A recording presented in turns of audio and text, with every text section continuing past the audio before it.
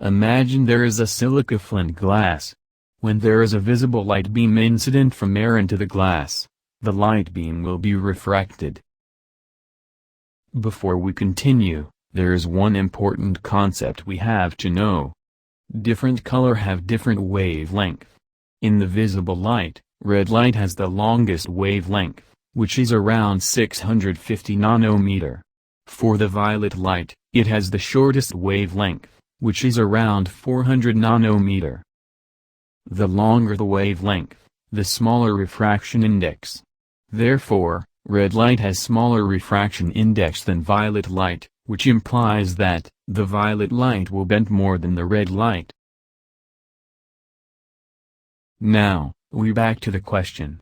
The question has given that the index of refraction for violet light in silica flint glass is 1.66, and that for red light is 1.62. When the visible light ray incidents on the glass, since different color has different wavelength, they will bend with different angle and diversion is happened. The red light bent the least and the violet light bent the most. Now, the question is, what is the angular spread of visible light passing through the prism of apex angle 60 degree, if the angle of incident is 50 degree? The angular spread can be considered as the angle between the refracted red light beam and refracted violet light beam. Let's start the solution with this part first. When the light beam incident on the glass, the red and the violet light ray bent with different angle. For the red light, let the theta red 1 be the refracted angle of red light.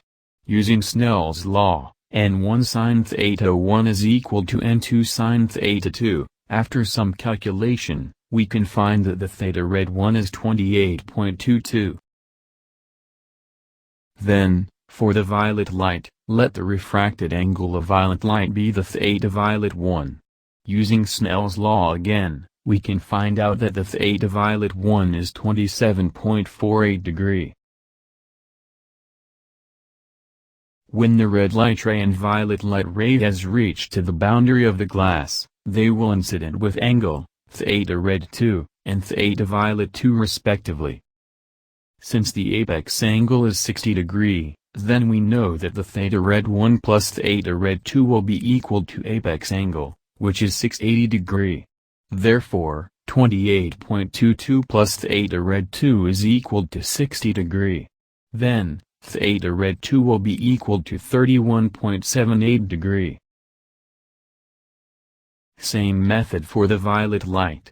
Theta violet 1 plus theta violet 2 is equal to apex angle, which is 680 degree.